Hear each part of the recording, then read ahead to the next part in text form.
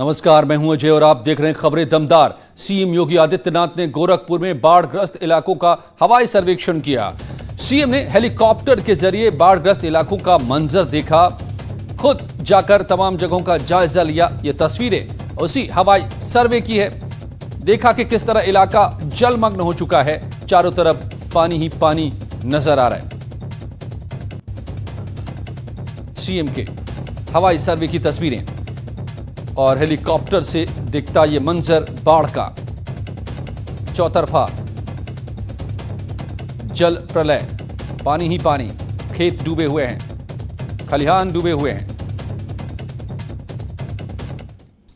और इससे पहले जन्माष्टमी के मौके पर गोरखपुर में एक कार्यक्रम में शामिल हुए मुख्यमंत्री योगी आदित्यनाथ ने प्रदेशवासियों को जन्माष्टमी की शुभकामनाएं दी।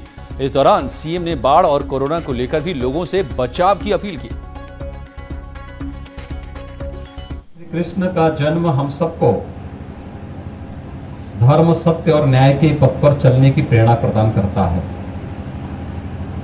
विपत्ति में धैर्य न खोने और मजबूती से हर चुनौती का सामना करने के लिए प्रेरणा प्रदान करता है। मैं आप सबको श्री कृष्ण जन्माष्टमी की अपनी हृदय से बधाई देता हूं। प्रशासन को स्पष्ट हिदायत है कि वह किसी भी पीड़ित को राहत से वंचित न होने दें।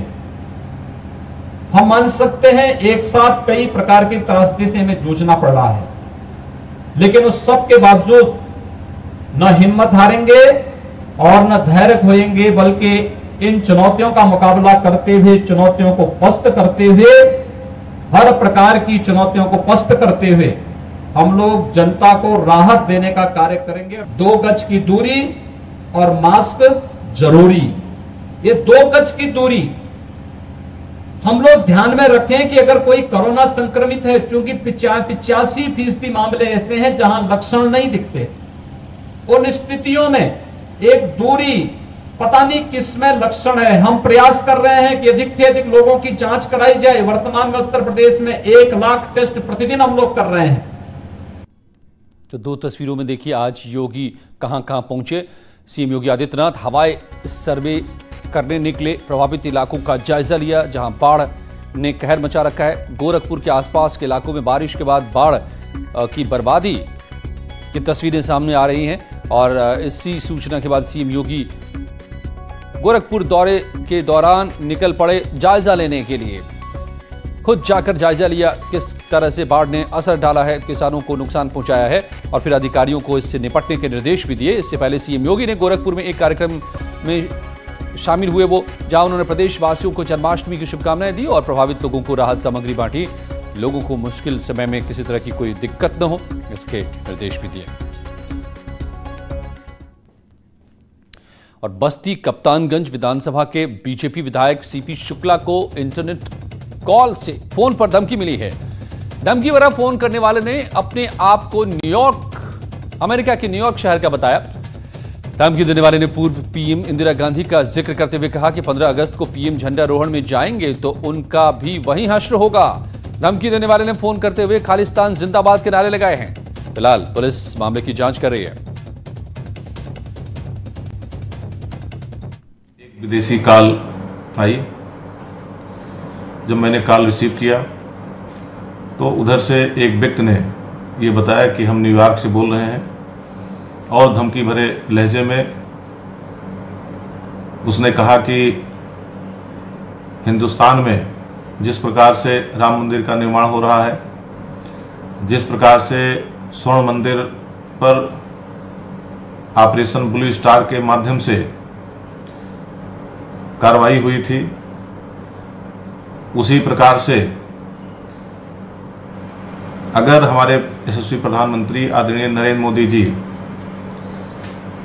15 अगस्त को लाल किले पर झंडा फहराएंगे तो जैसे इंदिरा गांधी की हत्या हुई थी वैसे ही कार्रवाई हम लोग करेंगे। और इस तरह की धमकी पहली बार नहीं मिली है, बल्कि बीजेपी विधायक साक्षी महाराज को जान से मारने की धमकी कल ही मिल चुकी है। उन्हें पाकिस्तान के नंबर से 2 बार फोन आया और घर को बम से उड़ाने की धमकी दी गई। इसके बाद अब बस्ती के कप्तानगंज से बीजेपी विधायक सीपी शुक्ला को इंटरनेट कॉल से धमकी दी गई है। इस दौरान उन्होंने कहा कि जैसा हर्षपुर पीएम इंदिरा गांधी का हुआ, वैसा ही 15 अगस्त को झंडारोहण के दौरान पीएम का करेंगे। इस मामले की पड़ताल में अब पुलिस जुटी हुई है।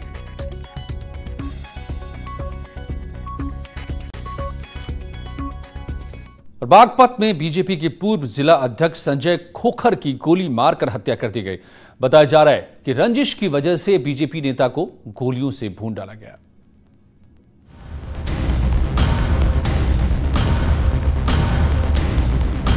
बागपत की सुबह कातिलों ने खून से रंग दी।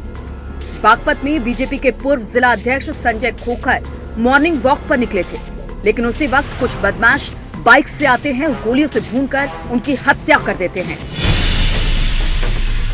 संजय खोखर की मौके पर ही मौत हो जाती है। लोगों ने संजय खोखर की डेड बॉडी देखी तो पुलिस को इत्तला किया। पुलिस ने शूटआउट की जगह को कब्जे में ले लिया और जांच शुरू कर दी। अध्यक्ष संजय खोखर रोजाना की तरफ मॉर्निंग वॉक पे आए थे, तो आज सवेरे कुछ लोगों ने उनकी गोली मार करके हत्या कर दी। हम लोग यहाँ मौके पर हैं। तो प्रथम दृष्टया पूछताछ में रंजिश मामला प्रकाश में आया है। पुलिस को लगता है कि मामला रंजिश में कत्ल का है। वहीं इस घटना पर सीएम योगी ने दुख जताते हुए ट्वीट किया है। साथ ही पुलिस को 24 घंटे के अंदर कार्रवाई और जवाबदेही तय करने के निर्देश भी दिए हैं। आगरा में एक शख्स ने एक लड़के की जमकर पिटाई कर दी। मामला थाना हरि पर्वत क्षेत्र के डॉक्टर भीमराव अंबेडकर विश्वविद्यालय गेट का है। यहां कुछ लड़के रास्ते में जा रहे थे। इसी दौरान एक शख्स और लड़कों के बीच कहासुनी हुई। देखते ही देखते शख्स ने लड़के की पिटाई कर दी और सरेआम उसकी काफी देर तक पिटाई की। मौके पर मौजूद किसी शख्स ने इसका वीडियो बना लिया। बरेली से भी बड़ी खबर है। बरेली के जिला पंचायत परिसर में गोली चलने का लाइव वीडियो सामने आया है। यहां अपर निदेशक कार्यालय में अकाउंटेंट महावीर सिंह ने गोली चला दी, जो वहां मौजूद क्लर्क निहारिका को लग गई। घायल महिला क्लर्क को अस्पताल में भर्ती कराया गया है। बरेली में लाइव गोलीबारी देखिए जरा तस्वीर। ये गवर्नमेंट ऑफिस सरकारी दफ्तर में यह घटना सामने आई है। अपर निदेशक कार्यालय में अकाउंटेंट महावीर सिंह ने गोली चला दी और वहां मौजूद क्लर्क निहारिका को यह गोली जा लगी। देखिए तस्वीर।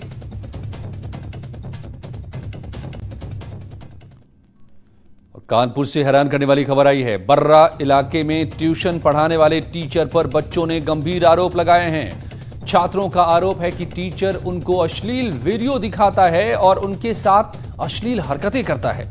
बच्चों के परिजनों ने पुलिस में इस मामले की शिकायत की है। पुलिस ने आरोपी टीचर के खिलाफ केस दर्ज कर लिया है। पुलिस को टीचर के मोबाइल से कई अश्लील वीडियो भी मिले हैं। टीचर आते हैं, वो उनको अश्लील वीडियो दिखाते थे और उनके साथ गंदी हरकतें करते थे।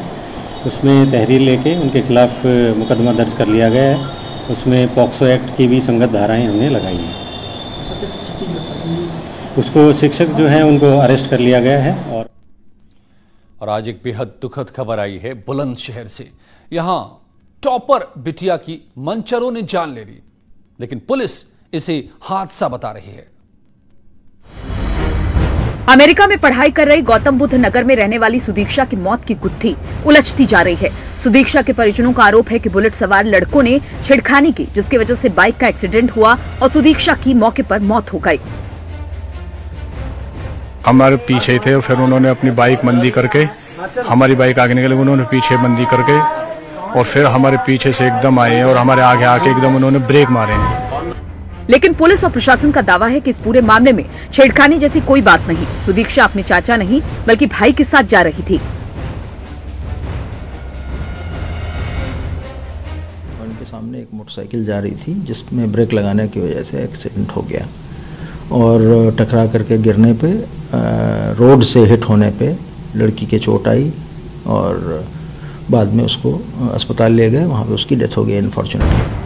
एक तरफ सुदीक्षा के परिवार के दावे हैं तो दूसरी ओर पुलिस प्रशासन के। ऐसे में उलझकर रह गई है सुदीक्षा की मौत की असली वजह। आज 8 बजे महाबहस में पड़ताल करेंगे कि इस होनहार बेटी की आखिर जान गई तो गई कैसे। और सुदीक्षा मामले को लेकर राजनीति भी अब हो रही है। हादसे के बाद कांग्रेस ने सरकार पर तीखा हमला किया है और कहा कि यूपी में कानून व्यवस्था फेल है।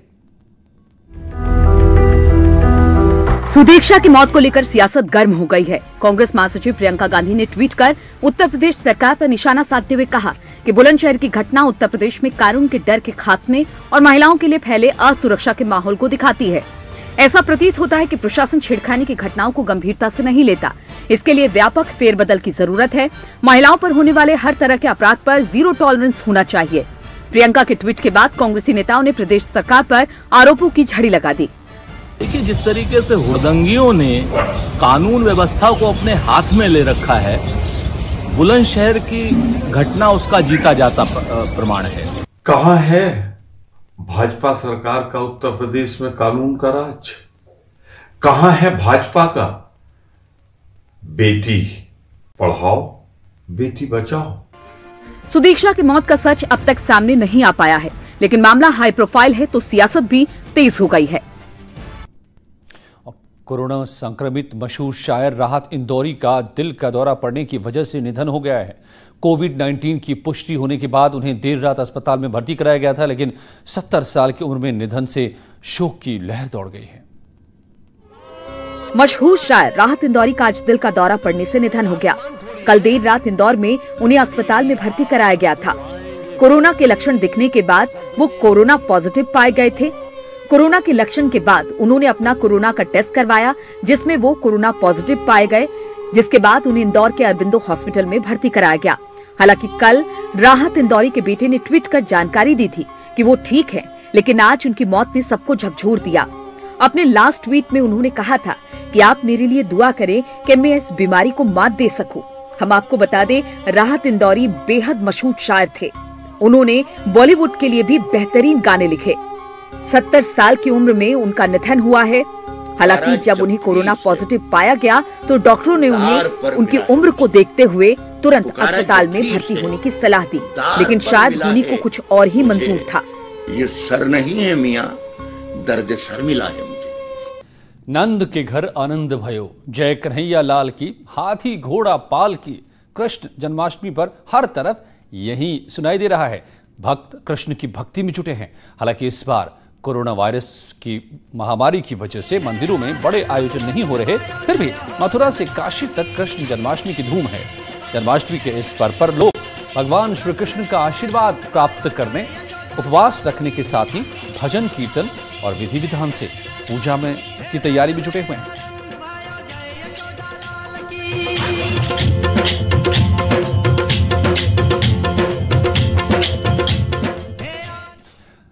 और अमित हमारे सहयोगी मेरे साथ जुड़ गए हैं मथुरा से। अमित, ठीक है कोरोना का असर है, लेकिन भगवान कृष्ण के भक्त मुझे नहीं लगता कि मानने वाले। किस तरह से चल रही है तैयारी?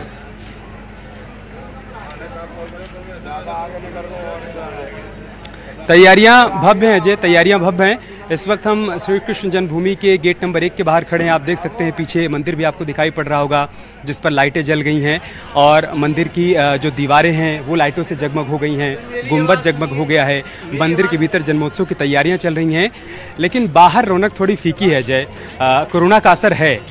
कृष्ण के जो भक्त उत्तर प्रदेश के अलग अलग हिस्सों से आए हैं, या यूँ कहें कि हिंदुस्तान के अलग अलग हिस्सों से आए हैं यहाँ पर कान्हा के जन्मोत्सव में शामिल होने के लिए, उनको थोड़ी निराशा हो रही है, क्योंकि वो बहुत उम्मीद लेकर आए थे कि चल रहे अपने कान्हा का दर्शन करेंगे, जब उनका जन्म होगा उस मौके पर हम मौजूद रहेंगे।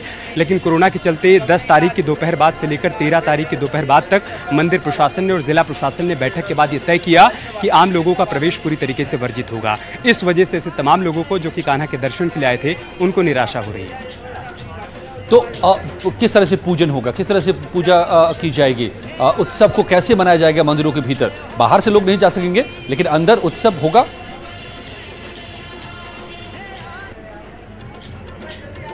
हाँ, अंदर उत्सव होगा अजय, क्योंकि मंदिर समिति से जो हमारी बातचीत हुई तो उन्होंने कहा कि जो पुजारी अंदर पूजा किया करते थे वो पूजा करेंगे, जन्मोत्सव की जो भी प्रक्रिया है वो सारी अपनाई जाएगी, कान्हा का श्रृंगार होगा, बिल्कुल उसी तरीके से उनकी पूजा की जाएगी जैसे हर बार जन्माष्टमी पर उनकी पूजा होती है।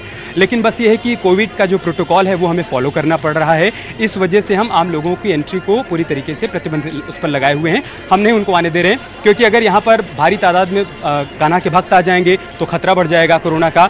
ऐसे में आप बोलते हुए आपको मैं रोक रहा हूँ, आप बोलते हुए जरा उन तस्वीरों को भी दिखाइए हमें जो आपके आसपास हैं इस कान्हा की नगरी के, और साथ ही हमें यह भी बताइए कि क्या न्यूज़ 18 के कैमरे जा पाएंगे उत्सव के वक्त मंदिर के भीतर, और रात में बेशक घर बैठे लोगों को हम दिखा पाएंगे कि नहीं।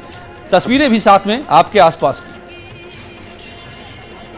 बिल्कुल अजय, न्यूज़ 18 की पूरी तैयारियां हैं। हम चाहेंगे कि कान्हा के जो भक्त हैं उनको हर तस्वीर देखने को मिले, और मैं अपने कैमरामैन नरेश से कहूंगा कि वो इस वक्त जो तस्वीर यहां पर देखने को मिल रही है वो दिखाएं। आप देखिए, ये श्री कृष्ण जन्मभूमि का आपको प्रवेश द्वार दिखाई पड़ रहा है। यहीं से तमाम श्रद्धालु हर बार जन्माष्टमी पर भीतर जाया करते थे, लेकिन इस बार वो नहीं जा पा रहे हैं। आपको यहाँ पर सिक्योरिटी गार्ड तैनात नजर आ रहे होंगे, और उसके ठीक पास में आप देखिए कैसे मंदिर को भव्य लाइटों के साथ सजाया गया है। बाहर आपको बाजार पर जो कान्हा की पोशाक है, उनके श्रृंगार का जो सामान है वो सब कुछ नजर आएगा, रौनक है बाहर। लेकिन चूंकि लोग इस बात को लेकर निराश हैं कि उनको मंदिर के भीतर नहीं जाने दिया जाएगा, बार बार वो इसी उम्मीद के साथ आए और बातचीत भी कर रहे हैं जाकर मंदिर के गेट पर प्रशासनिक अधिकारियों से और सुरक्षा कर्मियों से कि प्लीज़ हमें एक बार अंदर जाने दीजिए। लेकिन क्या करें, उनकी भी मजबूरी है। उनका ये कहना है कि कोरोना का खतरा है, हमें जो कहा गया है हम उसका पालन करेंगे, हम आपको अंदर नहीं जाने दे सकते हैं। तो बाहर रौनक है, मंदिर को भव्य तरीके से सजाया गया है, भीतर जन्माष्टमी भी भव्य तरीके से होगी। बस हर बार से इस बार इतना ही बदला है अजय कि इस बार कान्हा के भक्त मंदिर के भीतर नहीं जा पाएंगे अमित। और ये लाजमी भी है, कोरोना को भी मात देना है, तो इसकी वजह से इस बार ये सावधानी तो बरतनी पड़ेगी। बहुत बहुत धन्यवाद आपका इन तस्वीरों के लिए, और उम्मीद है कि आप हमें आधी रात के वक्त उन तस्वीरों को भी दिखाएंगे जब ये उत्सव मनाया जाएगा। मगर कुछ ही पलों में यहाँ पर देखिए पहाड़ की खबरें। मगर उससे पहले आपको मैं बता दूं कि बुलंदशहर की होनहार बेटी, जिसने भारत से लेकर अमेरिका तक अपनी प्रतिभा का लोहा मनवाया था इतनी कम उम्र में, उसे किसने मारा? लापरवाही ने या शोधों ने? महाबहस रात 8 बजे जरूर देखिए।